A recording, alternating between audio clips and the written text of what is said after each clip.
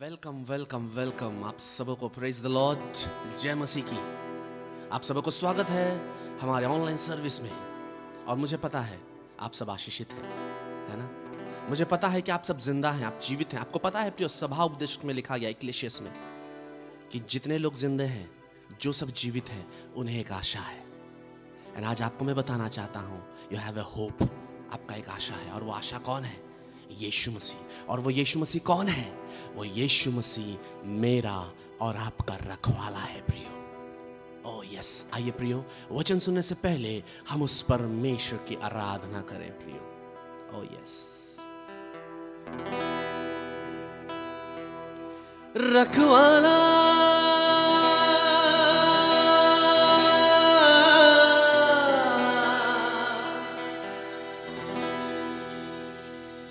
रखवाला रखवाला रखवाला ओ रखवाला कौन है? बोलिए ना।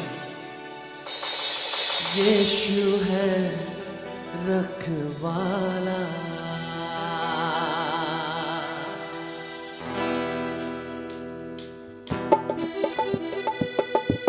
सही में प्रिय, आपको पता है किसी शायर ने कहा, जो रखता है मसीह यीशु पर विश्वास, वो रच सकता है एक नया इतिहास। oh yes.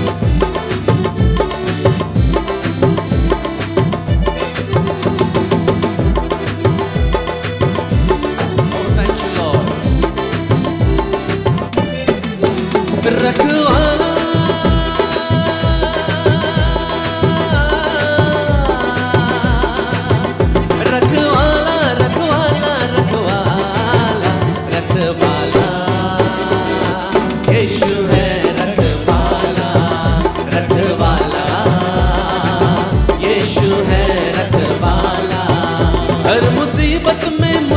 संभाला, हर मुसीबत में मुझको संभाला, हर मुसीबत में सबको संभाला, हर मुसीबत में सबको संभाला।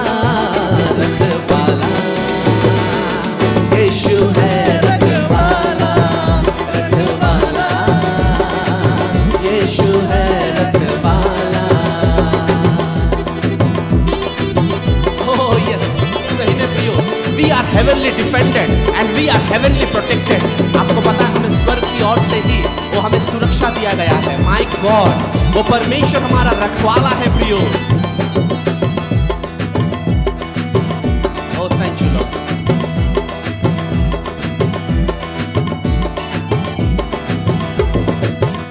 हर मुसीबत में वो काम आया मुझे, हर मुसीबत में वो काम आया मुझे। मरते मरते यीशु ने बचाया मुझे, मरते मरते यीशु ने बचाया मुझे। ओ मरते मरते यीशु ने बचाया मुझे। रखवाला सब कहिए, यीशु है रखवाला, रखवाला यीशु है रखवाला, रखवाला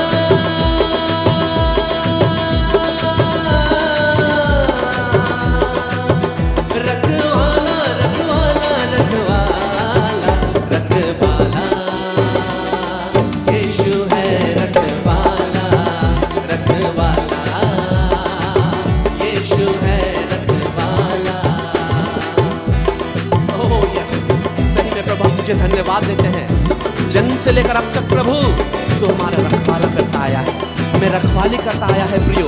और हमें निश्चित तौर से ये मालूम है कि तू हमारा रखवाला है, और तू हमें कभी भी प्रभु वो नहीं छोड़ेगा और नहीं त्यागेगा।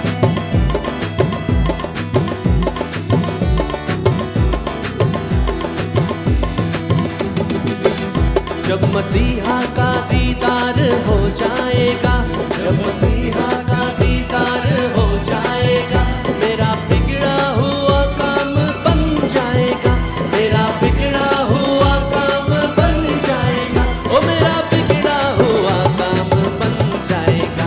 रखवाला यीशु है रखवाला, रखवाला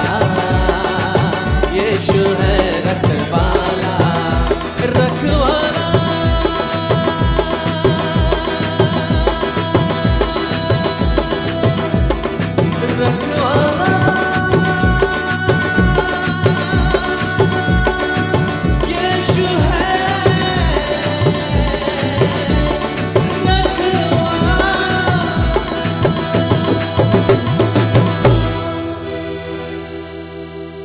आइए प्रिय, हम सबको अपने हाथों को उठाएं और हम कहें, धन्यवाद प्रभु, अब तक आपने मुझे सुरक्षा दिया है।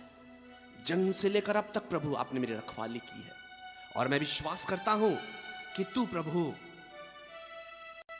मुझे और मेरे पूरे परिवार को और इसी तरह से रखवाली करते तो लिए चलेगा। प्रभु हम धन्यवाद देते हैं खुदा, डेफिनेटली प्रभु तू हमारा रखवाला है।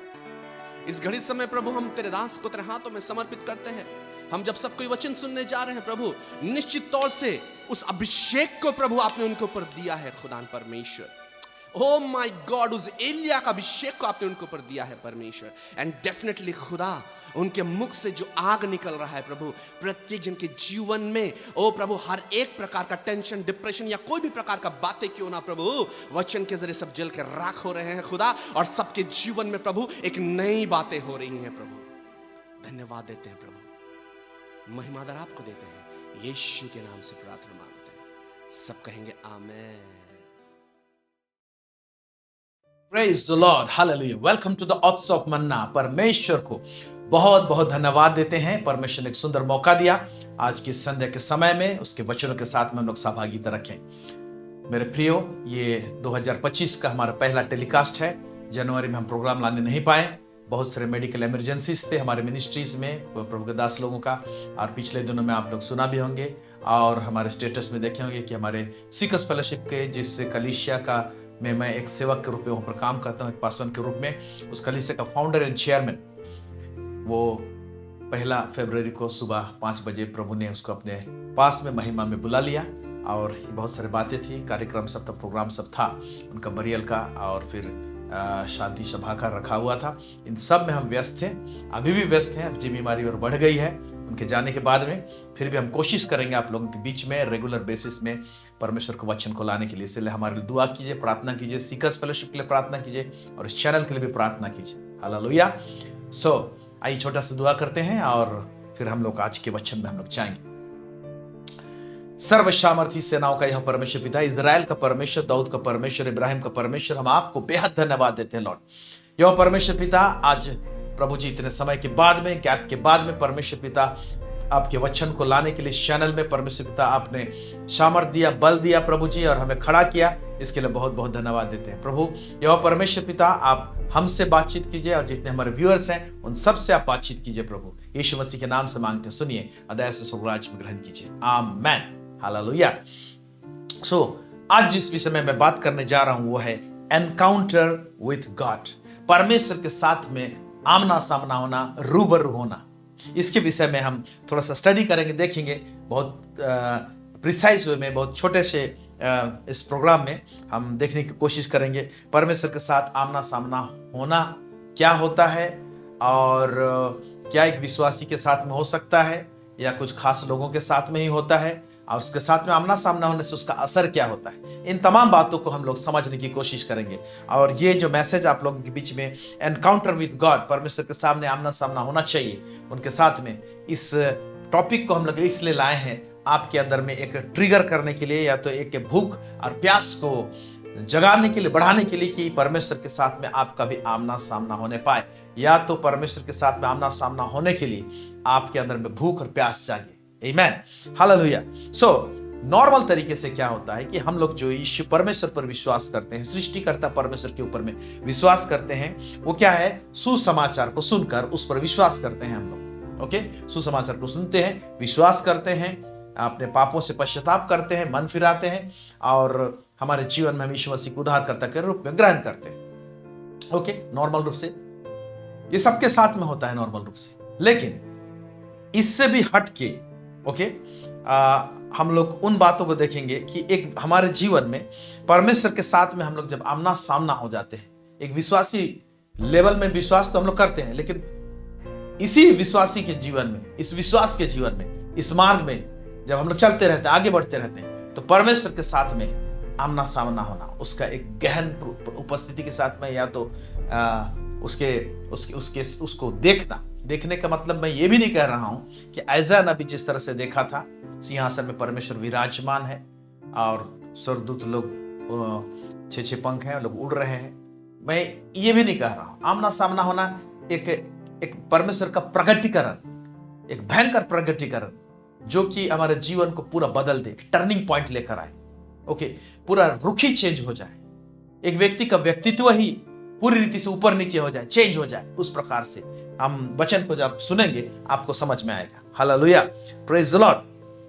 और जब हमारा परमेश्वर के साथ में रूबरू हो जाता है, आमना सामना हो जाते हैं, तो हम लोग परमेश्वर के सामर्थ्य को बेहतर रूप से जाने पाते हैं। हमारा नजरिया चेंज हो जाता है, उसका महिमा के विषय में जब हम लोग सोचते हैं, ओके, वो नजरिया चेंज हो जाता है कि परमेश्वर किस प्रकार का महिमा में रहता है और कैसे महिमा से भरा हुआ परमेश्वर है। ऐसे नॉर्मल रूप से आपको पता नहीं चलता है। हाँ, यीशु मसीह को उद्धारकर्ता के रूप में ग्रहण करते हैं, आशीष मिलती है, हम लोग को शांति मिलती है, उद्धार मिलता है, छुटकारा मिलता है, पाप के ऊपर में जय होता है, ये तमाम बातें होती है। आप परमेश्वर को देखें चाहे ना देखें। और ऐसे भी वचन कहता है जो परमेश्वर को बिना देखे, यीशु मसीह को बिना देखे उस पर विश्वास करते हैं, लोग धन्य लोग। तो परमेश्वर के साथ आमना सामना होना विश्वास करने के लिए नहीं कर रहा, परमेश्वर को जानने के लिए कह रहा हूं। हालेलुया, उसको अब बेहतर रीति से समझने पाएंगे। आपका ये जो सोच विचार ना परमेश्वर के विषय में एकदम बदल जाएगा। कुछ लोगों के साथ में ऐसा हुआ है। आइए हम लोग देखेंगे और हम शुरू करेंगे आयुब के पुस्तक से। आयुब के विषय में हम लोग जानते हैं कि आयुब का पहला अध्याय का पढ़ेंगे तो परमेश्वर ने उसको सर्टिफाई किया है कि आयुब एक खरा व्यक्ति था, एक धर्मी व्यक्ति था। वो परमेश्वर के सामने खराई के साथ में चलता था, कोई दोष नहीं था। इस प्रकार से हम लोग परमेश्वर का सर्टिफिकेशन को देखते हैं। परमेश्वर का भय मानने वाला व्यक्ति था और आयुब के समान खरा व्यक्ति उस जमाने में, उसके टाइम में कोई नहीं था, उसके देश में या तो इर्द गिर्द में। इस प्रकार से हम लोग पहला अध्याय में पाते हैं और हम लोग ये जानते हैं कि उसके जीवन में परमेश्वर ने अलाउ किया, या तो शैतान उसके जीवन में परीक्षा को लेकर आया और एक दिन में वो कंगाल हो जाता है, एक दिन में उनके सारे बच्चे मर जाते हैं और फिर उसके बाद में हम लोग देखते हैं उसके शरीर में फोड़ा हो जाता है, रात में बैठ के पश्चाताप करता है, तो रात में बैठ कर रोता है, विलाप करता है। इन तमाम बातों को देखते हैं। जब इस प्रकार का स्थिति परिस्थिति हो जाता है तो आयुब एज ए ह्यूमन बीइंग, आपके साथ में भी हो सकता है, हमारे साथ में भी हो सकता है, तो क्या कहता है परमेश्वर को, क्या कहता है? जो परमेश्वर उसको खरा कहे रहता है, जो परमेश्वर उसको मेरे आयुब के समान मेरा भय मानने वाला खरा व्यक्ति नहीं है, बल्कि शैतान के साथ में वार्तालाप होता है, वही आयुब जब दुख और पीड़ा में, वेदना में है, तो वो किन किन बातों को उल्लेख करता है। बहुत सारे उसके कुछ बातों को मैं आपके सामने लेकर आता हूं। आयुब का पुस्तक उसका 3 अध्याय, उसका 1 से लेकर 7 में यूं लिखा हुआ है। इसके बाद आयुब मुंह खोलकर अपने जन्म दिवस को धिक्कारने और कहने लगा। अपने जन्म के दिन को, जन्म दिवस को, बर्थडे को, ओके, डेट ऑफ बर्थ हम लोग बर्थडे मनाते हैं जब इस प्रकार का समस्या में पड़ गया है, ओके, पीड़ा में है, दर्द में है, मानसिक रूप से, शरीर रूप से, तो अपना डेट ऑफ बर्थ को, ये तो बर्थडे को, जन्मदिन को धिक्कारता है। लिखा हुआ है, वह दिन जल जाए जिसमें मैं उत्पन्न हुआ। हम लोग तो बर्थडे मनाते, केक काटते हैं, लेकिन ऐसे अवस्था में क्या दिख रहा है? वो डेट ऑफ बर्थ को क्या करता है? धिक्कार रहा है। और वह रात भी जिसमें कहा गया बेटा का गर्भ रहा, वह दिन अंधियारा हो जाए, ऊपर से ईश्वर उसकी सुधि ना ले, वो दिन उसकी सुधि ना ले बोल रहा है, और ना उसमें प्रकाश हो, अंधकार और मृत्यु की छाया उस पर रहे, कोस रहा है उस दिन को, बादल उस पर छाया रहे और दिन को अंधेरा का कर देने वाली चीजें उससे डराए, घोर अंधकार उस रात को पकड़े और वर्ष के दिनों में बीच वह आनंद ना करने पाए, ना महीनों में उसकी गिनती की जाए। माने महीना में भी वो दिन नहीं आना चाहिए बोल रहे हैं, वो जिस दिन में पैदा हुआ काउंटिंग में नहीं आना चाहिए बोल रहे हैं। सुनो, वह रात बांझ हो जाए, उसमें गाने का शब्द ना सुन पड़े। इस प्रकार से और ऐसे ही नीचे पढ़ते जाएंगे तो बहुत सारे चीज को कोस रहा है। परमेश्वर के खिलाफ नहीं कह रहा है, वो दिन को कोस रहा है, वातावरण को, बहुत सारे चीज को। इस प्रकार का आयुब का हम लोग यहाँ पर देखते हैं। उसके 3 दोस्त भी आए रहते हैं। पहले तो आयुब के साथ में वो लोग भी रोते हैं, वो लोग उसके साथ में दुख मनाते हैं, शोक मनाते हैं। लेकिन उसके बाद में उनके मित्र लोग भी चुभने वाली बात अय्यूब को कहते हैं, उसका दिल और टूट जाता है। फिर उनके साथ में डिस्कशन होता है, बहुत सारी बातें होती है, और अय्यूब इवन याद करता है ब्यूटीफुल मोमेंट्स को, जैसे उसने अनाथों को कैसे खिलाया, उसने विधवाओं को कैसे सुधि ली, ये सबको स्मरण करता है। और वो बुद्धि की बातें कैसे कहता था, लोग उसकी आदर कैसे करते थे, इन तमाम बातों को भी कहता है।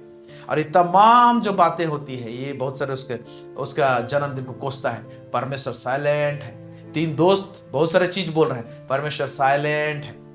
और परमेश्वर उन 3 दोस्तों के साथ में बात नहीं किया, लेकिन अंत में परमेश्वर आमना सामना होता है। ओके, बवंडर में होकर आमना सामना होता है। और परमेश्वर क्या करता है, देखिए यहां पर क्या लिखा हुआ, अय्यूब 38 उसको 1 से 6, अय्यूब 38 1 से 6। यहां, तब यहोवा ने अय्यूब को आंधी में से यह उत्तर दिया। अब परमेश्वर को इवन ओपन आइज से देखने भी पा रहा था, क्योंकि नीचे लिखा हुआ है, कहा है अय्यूब ने कहा है। अब बवंडर में से, यहां पर आंधी लिखा हुआ है, अंग्रेजी में बवंडर लिखा हुआ है, बवंडर में से परमेश्वर उसे उत्तर दिया। यह कौन है जो अज्ञानता की बातें कहकर युक्तियों को बिगाड़ना चाहता है? परमेश्वर का उद्देश्य को बिगाड़ना चाहता है।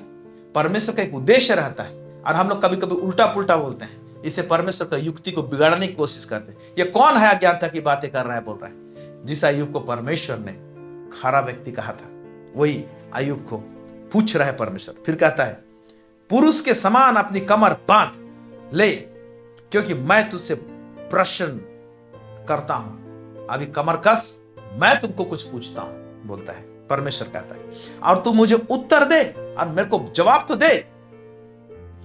जब मैंने पृथ्वी की नींव डाली, तब तू कहां था? यदि तू समझदार हो तो उत्तर दे, उसकी नाप किसने ठहराई? क्या तू जानता है? उस पर किसने सूत खींचा? उसकी नींव कौन सी वस्तु पर रखी गई? पृथ्वी का नींव, यह किसने उसके कोने का पत्थर बिठाया? मैं सृष्टि किया तो कैसे किया? पृथ्वी का कोने का सिरे का पत्थर कैसे डाला? क्या उस समय तू था? क्या तू जानता है कैसे किया गया? ऐसे करते हुए नीचे पढ़ते जाइएगा। इतना सारा परमेश्वर ने क्वेश्चन पूछा है। ओके, रूवर हो रहा है, आमना सामना हो रहा है। अब अय्यूब का मुंह बंद हो गया आमना सामना होने के बाद, परमेश्वर का सवाल को सुनने के बाद। अब अय्यूब का जवाब सुनिए क्या कहता है। अय्यूब उसका 42 उसको 1 से 6 यहां पर यूं लिखा हुआ है। अय्यूब जवाब दे रहा है अभी। तब अय्यूब ने यहोवा को उत्तर दिया, मैं जानता हूं कि तू सब कुछ कर सकता है, और तेरी युक्तियों में से कोई रुक नहीं सकती। मैं जानता हूं प्रभु, तेरी युक्ति में से कुछ भी रुक नहीं सकता। तू जो चाहता है वो करके रहेगा। तूने पूछा, तू कौन है जो ज्ञान रहित होकर युक्ति पर पर्दा डालता है? परंतु मैंने तो जो नहीं समझा था वही कहा। अब परमेश्वर के सामने क्या कह रहा है? मतलब इतना सारा मेरे समझ में नहीं था, और ना समझ होके मैंने ऐसे बात बोला है। हे प्रभु मुझे क्षमा कर, कहता है। फिर देखिए, अर्थात जो बातें मेरे लिए अधिक कठिन और मेरी समझ से बाहर थी, उनको मैं जानता भी नहीं था, कह रहा है। तूने कहा, मैं निवेदन करता हूं, सुन, मैं कुछ कहूंगा। मैं तुझसे प्रश्न करता हूं, तू मुझे बता। आप ऐसे बोल रहे हैं प्रभु, मुझसे सवाल पूछ रहे हैं। नीचे अय्यूब कहता है, मैंने कानों से तेरा समाचार सुना था। अब देखिए यहां पर बात, जहां पर इस पॉइंट पर मैं आपका ध्यान को लाने की कोशिश करता हूं। मैंने कानों से तेरा समाचार सुना था, यानी परमेश्वर पर जो विश्वास करता था अय्यूब, कुछ प्रचार सुना है। अब कहां से सुना ये तो हमको नहीं मालूम, बाइबल में उल्लेख नहीं लिखा हुआ है, और अय्यूब भी बहुत पुराना पुस्तक है।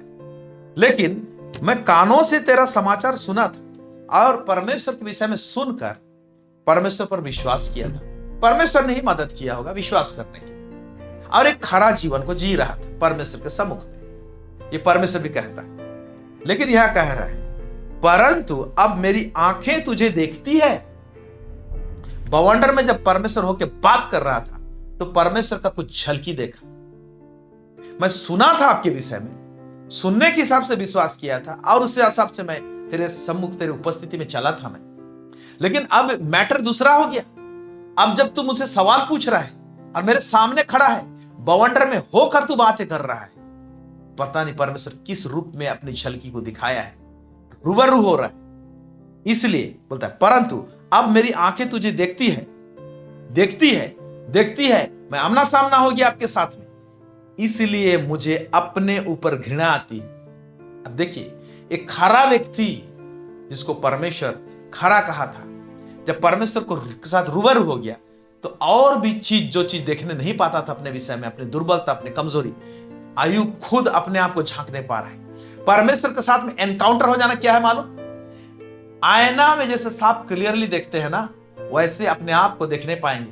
परमेश्वर हमको धार्मिक ठहरा देने के बावजूद भी हम जब आमना सामना होंगे ना, अपने आप को आप छोटा बनाएंगे, अपने आप से घृणा होने लगेगा।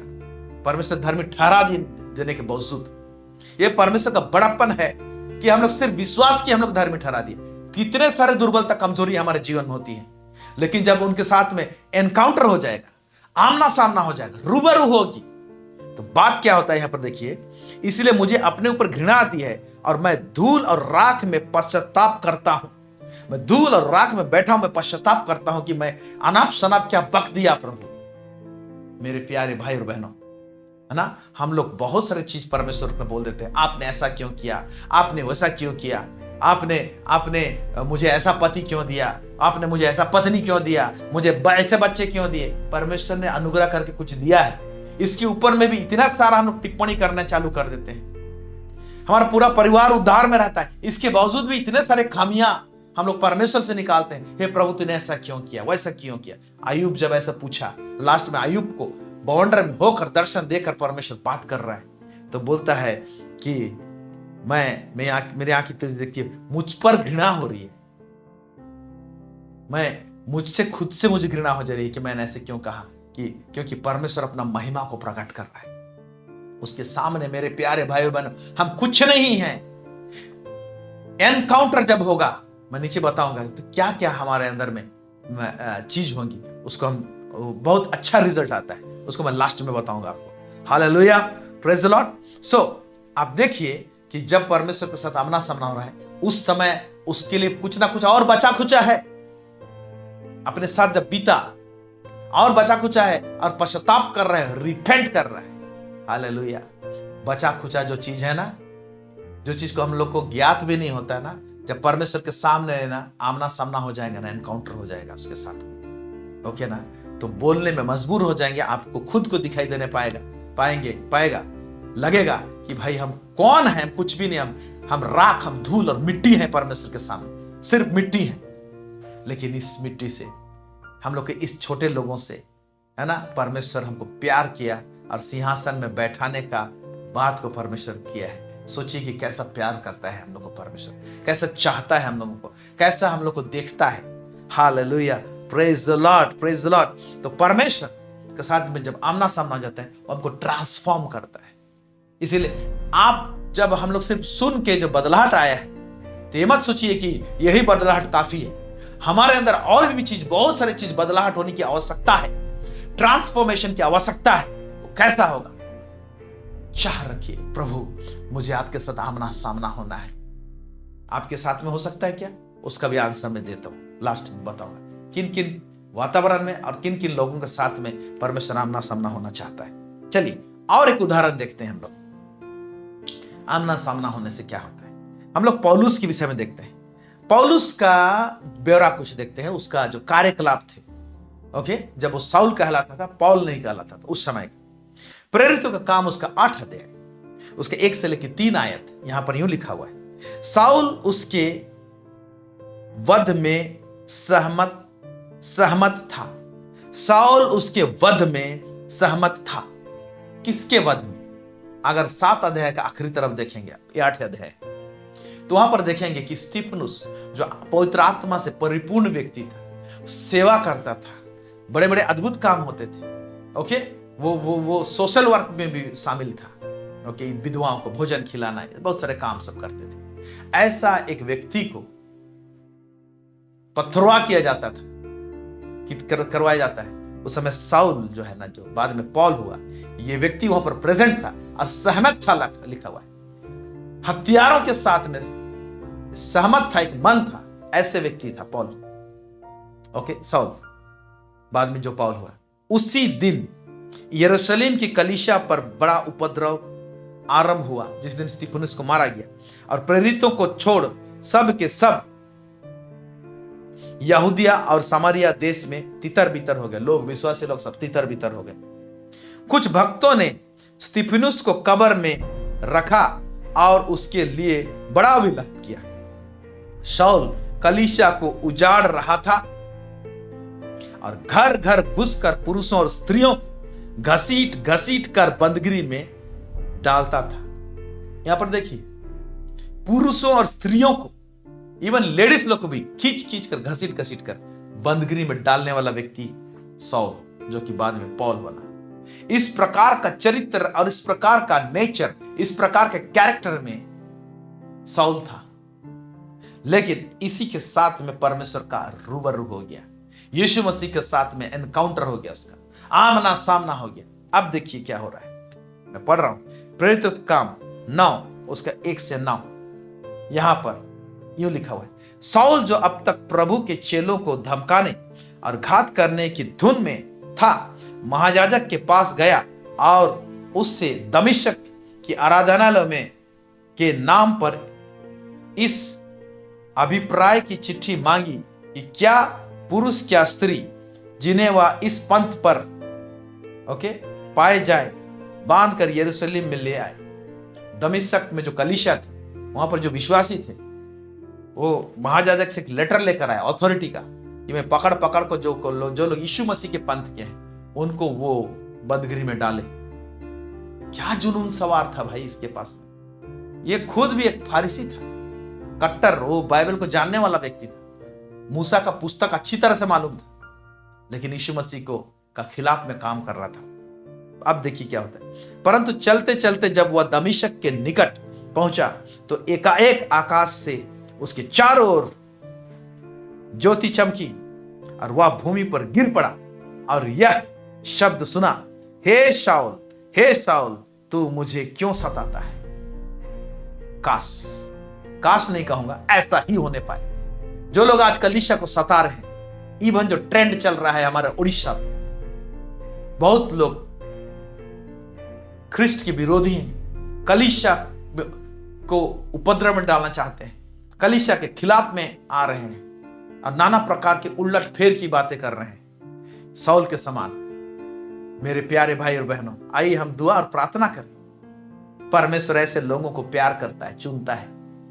जो आज जो ट्रेंड चल रहा है हमारे उड़ीसा में या पूरा भारतवर्ष में, जो लोग यीशु का विरोध कर रहे हैं, उनको उनके जीवन में ज्योति चमके आसमान से और उनको भी जमीन में प्रभु पटके और लोग जाने कि यीशु ही प्रभु है और वही लोग खड़े होके यीशु मसीह का सेवकाई करने पाए। हालेलुया। और ये होगा, हो रहा है। हमने बहुत सारे गवाही सुने हैं। Praise the Lord. हालेलुया। यहां पर लिखा हुआ है, हे साउल तू मुझे क्यों सताता है। उसने पूछा, हे प्रभु तू कौन है।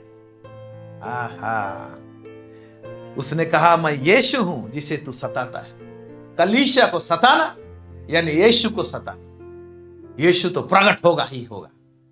आमेन। हम घोषणा करते हैं, उड़ीसा राउरकेला में जहां पर भी कलीसिया को सताया जा रहा है, कोई भी डिस्ट्रिक्ट में, वहां यीशु को सताया जा रहा है और यीशु प्रकट हो जाए।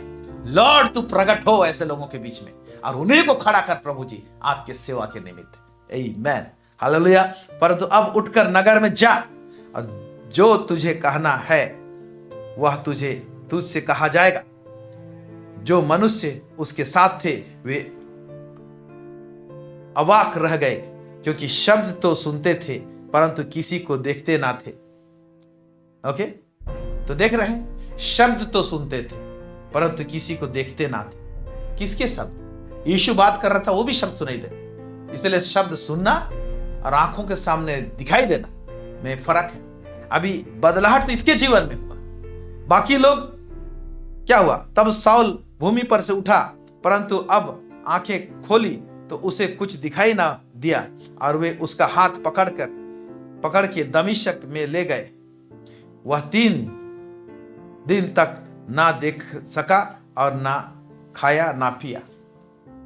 जो लोग सिर्फ शब्द सुने, क्या हुआ उनका, कुछ खास चीज नहीं दिखाई दे रहा है, लेकिन जिसने सुना और देखा, आमना सामना हुआ, इस व्यक्ति के लिए 1 पर्सन, इसके साथ में भी थे, सेना के लोग थे, इसको हेल्प करने वाले इसके वॉलंटियर्स लोग थे, लेकिन इसी को परमेश्वर ने चुना, इसी के साथ आमना सामना हो। हालेलुया।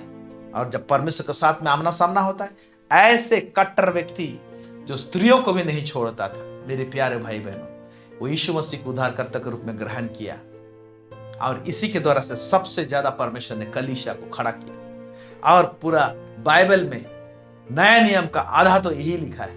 ओके, 13 पत्री है, कोरिन्थियो, थिस्सलुनीका, इफिसी, फिलिप्पी, कुलुसी, कितने सारे चिट्ठियां लिखा है। आज उसको पढ़कर हम लोग यीशु मसीह का प्रगटीकरण को प्राप्त करने पा रहे हैं। हालेलुया। अब इसका माइंडसेट को देखिए।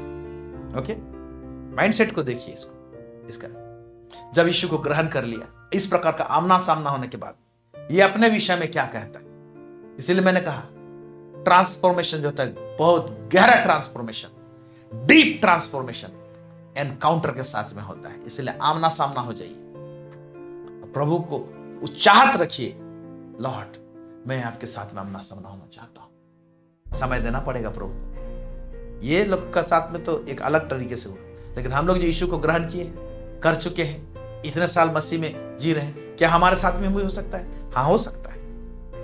आइए नीचे देखेंगे। पहले पौलुस में ट्रांसफॉर्मेशन, चेंजेस, बदलाहट कैसे हुआ आमना सामना होने वाला व्यक्ति के साथ। पहला कोरिन्थियो 15 उसका 9 से लेकर 10 आयत यहां यूं लिखा है, क्योंकि मैं प्रेरितों में सबसे छोटा हूं। वाह, हम्बल व्यक्ति परमेश्वर दीन बना दिया।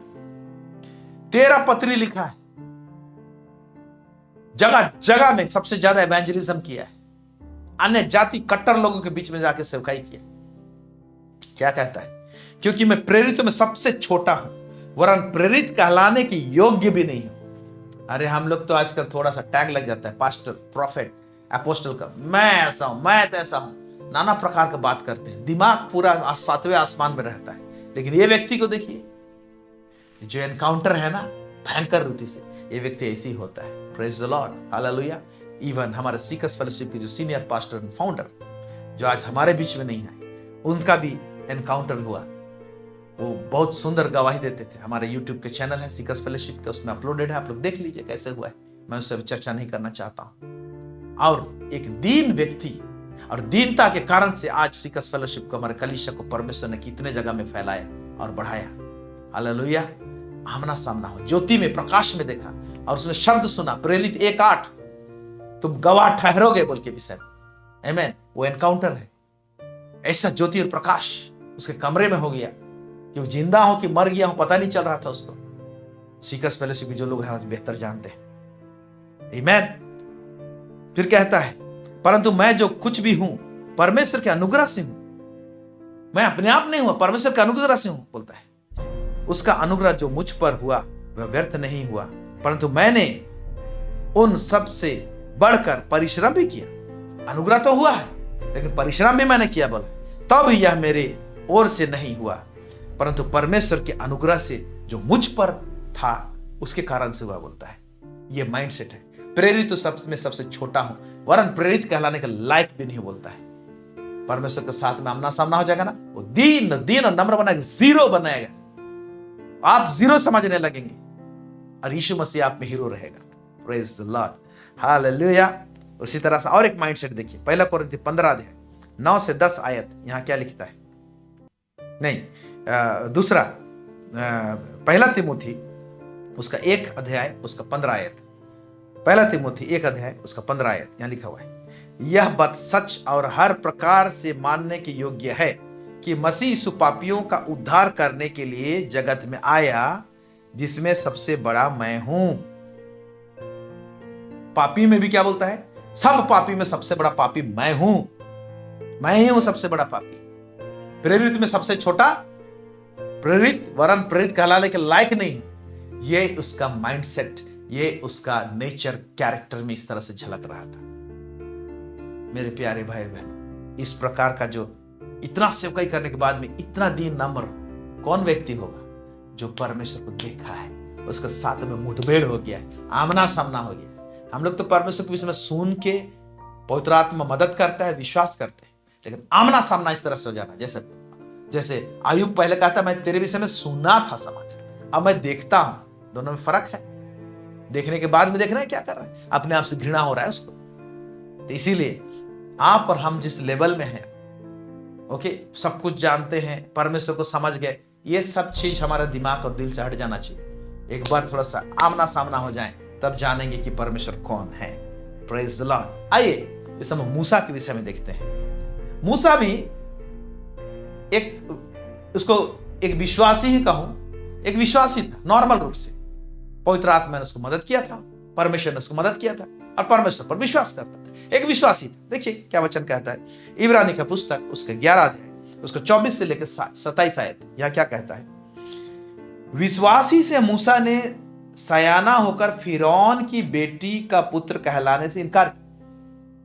विश्वासी जी, मैं फिरौन की बेटी नहीं, बेटा नहीं हुआ, वो इनकार करता हूं, विश्वास से कहा, इसलिए कि उसने पाप में थोड़े दिन के सुख भोगने से परमेश्वर के लोगों के साथ दुख भोगना अधिक उत्तम समझा। विश्वास, यहां पर आमना सामना नहीं हुआ है, लेकिन ऐसे विश्वास था उसके अंदर। फिर कहता है, उसने मसीह के कारण निंदित होने को मिस्र के भंडार से बड़ा धन समझा। यह मसीह कहां आ गया उसके टाइम में भाई? इब्रानी के पुस्तक में देखिए रेवलेशन दे रहा है, मूसा को मसीह का, यीशु का चित्रण और ज्ञान आ गया था जो आने वाला था मूसा के टाइम में, जो व्यवस्था लाया। लेकिन मूसा परमेश्वर के साथ में आमना सामना नहीं हुआ, लेकिन मसीह का सेंस आ गया है उसके अंदर। देखिए कैसे आया है, ये लिख रहा है, उसने मसीह के कारण निंदित होने को मिस्र के भंडार से बड़ा धन समझा, क्योंकि उसकी आंखें फल पाने की ओर लगी थी। कुछ ना कुछ रेवलेशन आ गया था, मसीह का झलक देखने लगा था, इसीलिए इसके अंदर में विश्वास भी आ गया, क्योंकि मसीह यीशु ही है जो विश्वास का कर्ता और सिद्ध करने वाला है। इब्रानी के पुस्तक में हम लोग देखते हैं, आई थिंक 6 अध्याय में, सॉरी 5 या 6 अध्याय में आपको मिलेगा।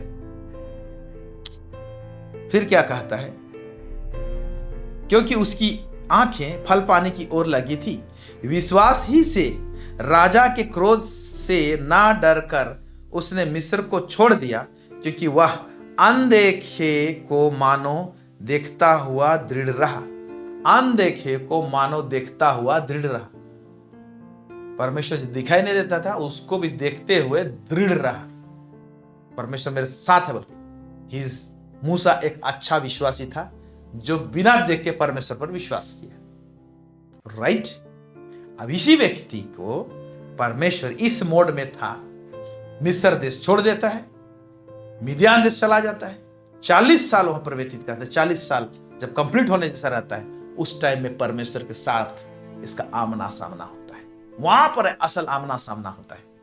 और यहां पर देखते हैं, जब भेड़ बकरी को चरा रहा था, निर्गमन उसका 3 उसका 1 से 6 कहता है, मूसा अपने ससुर यित्रो नामक मिद्यान के याजक की भेड़ बकरियों को चराता था, और वह उन्हें जंगल की पश्चिमी और होरेब नामक परमेश्वर के पर्वत के पास ले गया। परमेश्वर के पर्वत के इर्द गिर्द मंडरा रहा है, और परमेश्वर के दूत ने एक कटीली झाड़ी के बीच आग की लौ में उसको दर्शन दिया। परमेश्वर का दूत लिखा हुआ है, लेकिन नीचे देखिए परमेश्वर उससे बात कर रहा था, और उसने दृष्टि उठाकर देखा कि झाड़ी जल रही है पर भस्म नहीं होता। तब मूसा ने कहा, मैं उधर जाकर उस बड़े आश्चर्य को देखूंगा कि वह झाड़ी क्यों नहीं जल रही है। जब यहोवा ने देखा कि मूसा देखने को मुड़ा चला आ रहा है, तब परमेश्वर ने झाड़ी के बीच से उसको पुकारा, हे मूसा, हे मूसा। मूसा ने कहा, क्या आज्ञा है ना? ये नहीं बोला तू कौन है, सीधा प्रस्तुत है क्या आज्ञा। वो वेट कर रहा था ऐसे लग रहा है, तभी ना ऐसा पूछ रहा है। वो विश्वासी था, आमना सामना हो गया परमेश्वर के साथ। वो जान गया जब पास में आ रहा है, जब बात कर रहा है तो समझ गया ये परमेश्वर है बात कर, मेरा आज उसके साथ में आमना सामना। तू कौन है, कौन है आप, ऐसे नहीं बोल रहा है, क्या आज्ञा। क्या आज्ञा। उसने कहा इधर पास मत आ, अपने पांव से जूतियों को उतार दे, क्योंकि जिस स्थान पर तू खड़ा है वह पवित्र भूमि है। फिर उसने कहा, अब इंट्रोडक्शन दे रहा है परमेश्वर, मैं तेरे पिता का परमेश्वर और अब्राहम का परमेश्वर, इसहाक का परमेश्वर और याकूब का परमेश्वर हूं। तब मूसा ने, जो परमेश्वर की ओर देखने से डरता था, अपना मुंह ढांप लिया। आमना सामना हुआ। फिर यहाँ पर देखते हैं कि परमेश्वर से बातें करता है, उसको असाइनमेंट देता है कि तुमको मिस्र देश जाना है और मेरे लोगों को छुड़ा कर लेकर आना है। पकड़ा दिया है उसके हाथ में डंडा, ऑलरेडी डंडा था, भेड़ बकरी को चराता था। और उसी डंडा को जो व्यक्ति के हाथ से परमेश्वर ने बर्छा और तलवार को छीन लिया था, क्योंकि मिस्र देश से भागना पड़ा, तो ये सब तो छोड़ना पड़ा, राजकीय वस्त्र छोड़ना पड़ा, भेड़ बकरी चराने वाला वस्त्र को पहना हुआ है और हाथ में एक डंडा है, और उसी डंडे के सहारे जाके हीरो के समान फिरौन के सामने खड़ा होता है। हालेलुया। जब परमेश्वर के साथ में आमना सामना हो जाता है ना, आपके हाथ में डंडा रहने से भी भाला और बर्छे वालों के पास में आप और हम खड़े हो सकते हैं। यह है एनकाउंटर का पावर। Praise God, hallelujah. अगर आप और हम परमेश्वर के साथ सेवा को दृढ़ता पूर्वक करना चाहते हैं, तो आइए अपने हृदय में एक भूख और प्यास रखें। लॉर्ड, आपके सामने मुझे आमना सामना होना है, रूबरू होना है। मैं विश्वास करता हूं प्रभु, लेकिन अपनी महिमा को प्रकट कर मैं देखना चाहता हूं। आइए, मूसा में तो कहा था मैं देखना चाहता हूं। हालांकि उस समय चेहरा को नहीं देखा, पीठ को देखा, कुछ तो देखा। आप और हम लोग अगर आशा करेंगे तो हम लोग देखने पाएंगे, और हम लोग को परमेश्वर दिखाएगा, क्योंकि हम लोग यीशु मसीह के युग के हैं, सुसमाचार के युग के, अनुग्रह के युग के हैं। क्यों ना दिखाएगा। Hallelujah, praise the Lord. और एक चरित्र को देखते हैं, याकूब।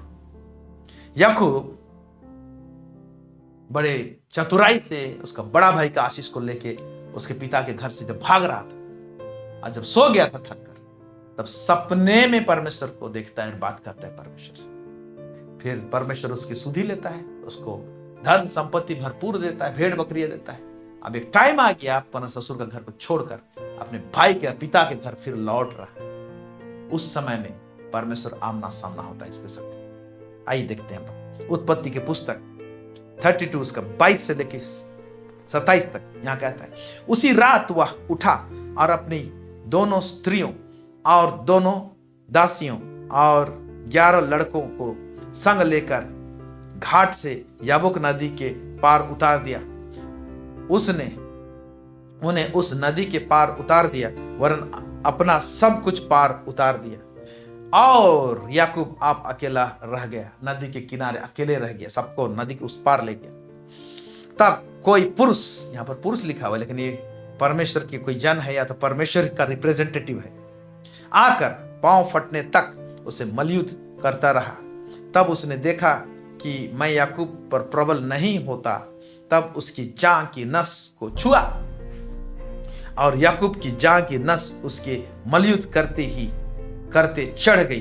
तब उसने कहा, मुझे जाने दे, क्योंकि भोर होने वाली है। याकूब ने कहा, जब तक तू मुझे आशीर्वाद ना दे, तब तक मैं तुझे जाने ना दूंगा। और उसने याकूब से पूछा, तेरा नाम क्या है? उसने कहा, याकूब। हालेलुया। और यही परमेश्वर उससे कहता है, अब से तेरा नाम याकूब नहीं होगा, इज़राइल होगा। और परमेश्वर से के साथ आमना सामना होने हुआ। ओके, तो मालूम क्या मिला उस दिन उसको? क्या मिला? इससे पहले आमना सामना नहीं हुआ था, इस प्रकार का आमना सामना नहीं हुआ था। धन मिला, संपत्ति मिला, सब कुछ मिला, लेकिन जब यहां पर आमना सामना हुआ तो एक नाम मिला। वो नाम ब्रांड है, एक ब्रांड है, इज़राइल। आज देखिए पूरे दुनिया भर में इज़राइल एक ब्रांड है। ये ब्रांड आमना सामना हुआ परमेश्वर के सामने, तब पैदा हुआ है। परमेश्वर के साथ आमना सामना होंगे ना, मैं बताना चाहता हूं, you will be A brand hallelujah, खाबा शानदार अलावा, प्रेज द लॉर्ड। तो परमेश्वर के साथ में रूबरू होना जो है ना, ये बहुत बड़ा ट्रांसफॉर्मेशन, एक बदलाहट, एक चेंज, टर्निंग पॉइंट, सब चीज को उलट पुलट करके रख देगा। इस प्रकार से परमेश्वर अपने आप को प्रकट करता है। ओके ओके, नाउ एक सवाल पैदा होता है, कब और किसको परमेश्वर के साथ में आमना सामना हो सकता है? ओके, एनकाउंटर, एक टूटा हुआ व्यक्ति के साथ।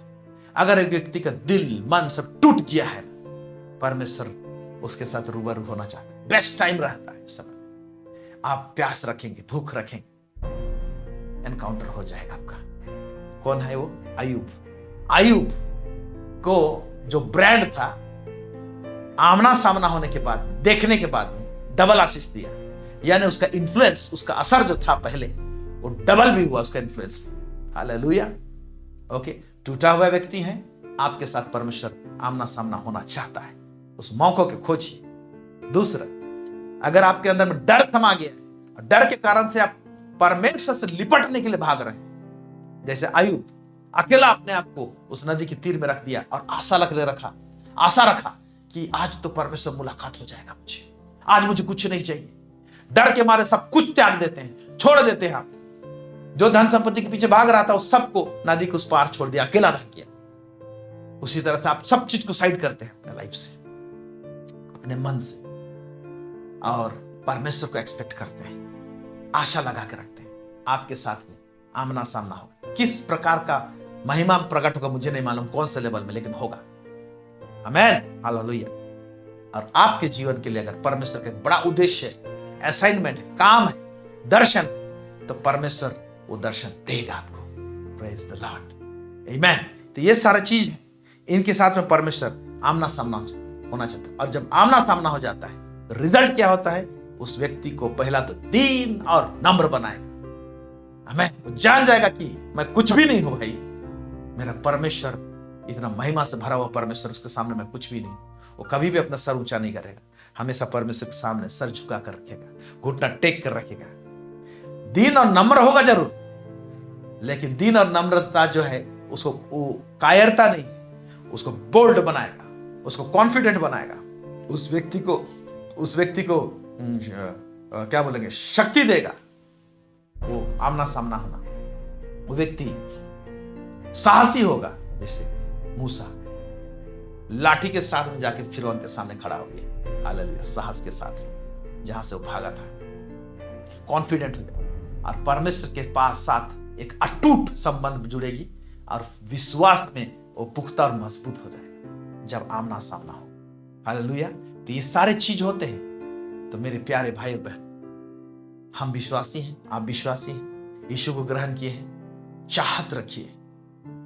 अब बहुत सारी चीज त्यागना पड़ेगा, परमेश्वर को समय देना पड़ेगा, एक ना एक दिन आमना सामना हो जाए। 2025 में आपके साथ में हो जाए ऐसा। बहुत समय बर्बाद हो गया, चला गया। अभी प्रभु का सेवा करने का टाइम है, प्रभु के लिए कुछ करने का, मर मिटने का टाइम है। हालेलुया।